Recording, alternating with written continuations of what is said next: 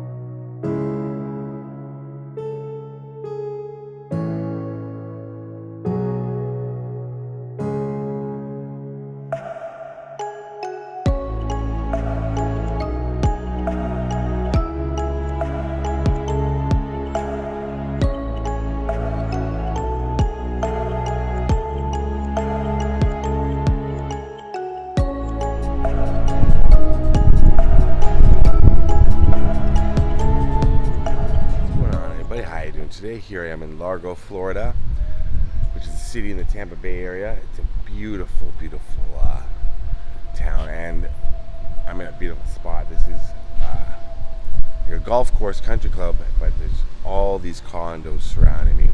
They're all the way over there, and it's I would guess maybe a bit of a retirement community, I think. And this is really, really nice, and it's just very quiet, very peaceful, a little windy. I hope it's okay. I'm here to talk about Bobby the Brain Heenan. Now, if you were alive in the 80s and you had maybe more than a passing interest in professional wrestling, the WWF specifically, you know that name. I told a couple of people yesterday what I was doing today, and one person didn't know who Bobby the Brain Heenan was, and I was shocked. I was like, they're the same age roughly. I was like, how do you not know Bobby the Brain Heenan? I was like, do you know Andre the Giant, Hulk Hogan? Yeah. I said, Bobby the Brain Heenan. He was one of the most famous wrestling managers of all time. I mean, thinking about the WWF, thinking about Jimmy Hart, Mr. Fuji. There's another one I was trying to remember the name of. But Bobby the Brain Heenan, I mean, he was probably the most famous wrestling manager of all time. I think he managed everybody. And specifically for me, my period, he managed King Kong Bundy, WrestleMania 2, he managed Andre the Giant at one point. He had the Heenan family, which had a whole stable of wrestlers, and they often went up against Hulk Hogan and the good guys. Bobby the Brain Heenan played a bad guy. He was also a great color commentator with Gorilla Monsoon, who in real life he was actually really good friends with, and he was really good friends with Mean Gene Okerlund. Wrestling's not real, so spoiler alert. One thing about wrestling, like I always say, like I was obsessed with it from about 11 to maybe 13 or 14. I call it BP, before puberty. I was just obsessed. So I had all the action figures. I went to my father took me to all the matches. So I got to see Bobby the Brain Heenan live in action. Like I said, he was a manager. He started out as a wrestler in like 1965, 1966, around there. He started out as a wrestler, but the promoters liked the way he handled himself, so they made him more of a manager type as well. I always wondered how that worked, like, because obviously the promoters of each region, that sort of thing, they want they need colorful characters, but they pay. So the wrestlers don't actually pay the managers to be them. They're not managing them. They're just, they're figureheads, and they're playing a part too. I was wondering who pays who and how that works out. But I think I figured it out. The promoters pay them. Vince McMahon would have paid them just to be part of the WWF. Bobby the Brain Heenan, September 17th, 2017, unfortunately passed away from organ failure due to throat cancer that was in remission since 2004. So he fought a very, very, very long battle, and I've probably been showing some pictures of him right now. I'm going to show a picture, one of the last pictures taken of him, and it's shocking, and I'm not showing it for shock value or for anything like that. It's because when I came across it, I didn't recognize it, the photo. I didn't recognize him. It doesn't look like Bobby the Brain Heenan until you see the eyes. You notice the eyes. Here it is. And you can see he looks, I mean, the ravages of cancer and what it does to someone. Very, very, very tragic. You know, we've all lost someone to cancer. We all know, or we've had a family member or a friend or some, you know, possibly yourself gone through it. And it's devastating. And that picture shows the devastation of cancer. And he died right here, in this condo right here. I'm going to show you the exact one. September 17th, 2017.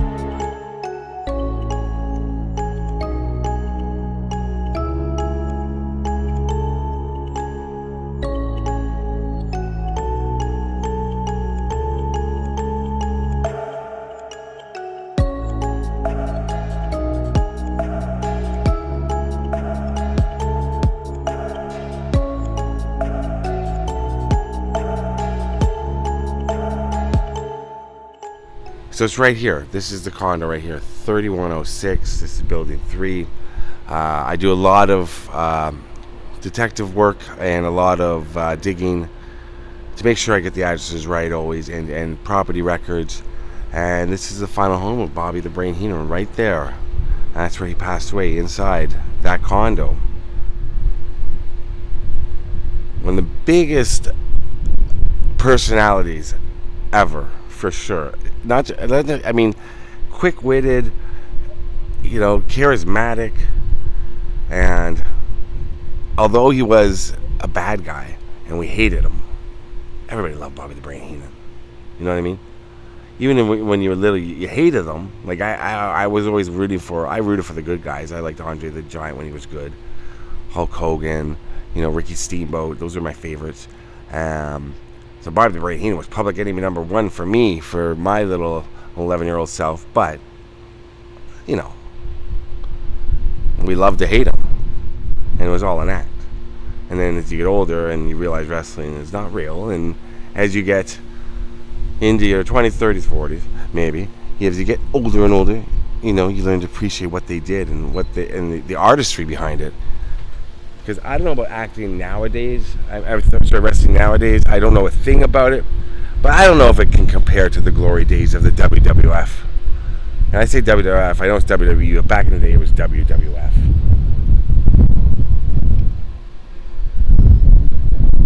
Right there, there's his condo right there. And I believe the back room, is right here. And goes to that window there, and that other condo starts. But that's Bobby the Brain Heenan's condo right there.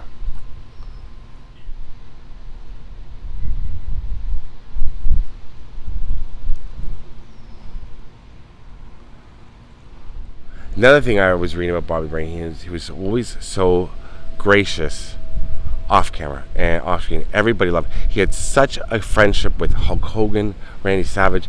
Like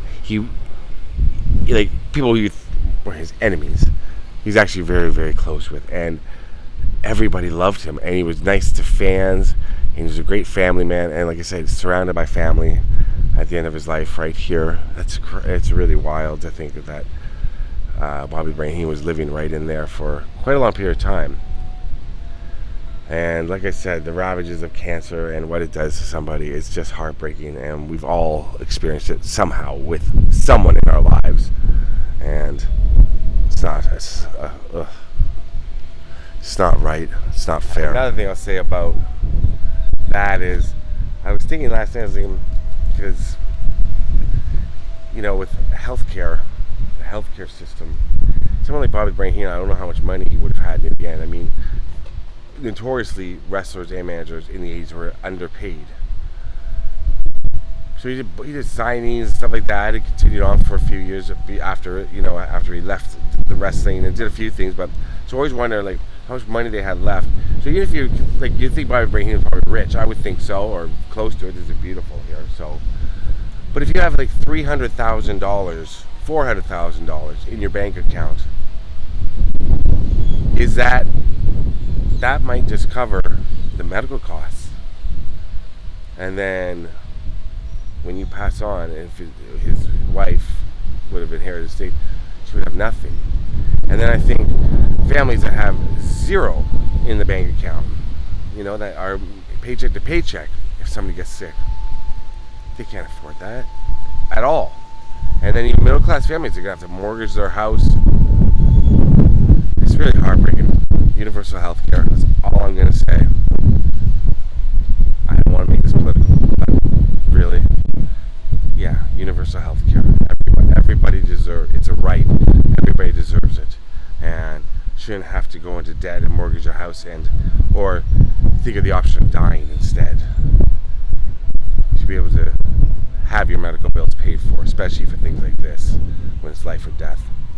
No, I don't know how much Bobby Heenan had at the end in terms of money to support his cancer treatments, but I'm just thinking, like, wow, it's just, something like that, remission for 13 years, and then the cancer treatments started in 2002, I believe, so 2 years. That's a lot. It's a lot of money. Bobby the Brain Heenan was beloved around the world. Japan, he was very, very, very well known there, very famous. They were all rock stars, right? Like, when you think of the WWF in the 80s, it's windy. Let me go over here for a second. Going underneath where Bobby the Brain Heenan's car would have been parked, but it's still going to be a little wind. It's going to be more like a wind tunnel in here. But he was, more of a wind tunnel now. I've found myself in right beneath the condo, but I thought I'd break the wind a bit. Don't laugh at that. But yeah, the ravages of cancer are terrible, terrifying, and he was beloved, and at the end, surrounded by family who loved him. And a lot more. Yeah, the wrestlers in the 80s. I don't know if it's the same now, but wrestlers in the 80s were rock stars. I mean, they're playing, the Pontiac Silverdome. They're playing the Sky Dome in Toronto to 100,000 people crowds, and people shouting and screaming their name. It was like a concert, and there was, the rock and roll connection, right, to wrestling and music. They were playing rock music, and they had 2 wrestling albums. I don't know if they still do, Pile Driver and the wrestling album, right? So they were rock stars to us, to kids. They were just as big as anybody famous, if not more. Very, very, very, very, very brutal win. I'm sorry about that. I may have to do a voiceover for most of this, because I do have somebody said, get a mic the other day on one of my videos, and I'm like, if you can see, I'm not going to take the mic off, but if you see the size of the mic I have, it's huge. And it's got a windsock on it. But there's some wind you can't fight. A Florida wind is some of the toughest wind around. And one of the toughest guys around was Bobby the Brain Heenan. You didn't want to mess with Heenan and the Heenan family. No, sir. Rest in peace, Bobby the Brain Heenan. And I'll see you all in the next video. Love you all. Peace out.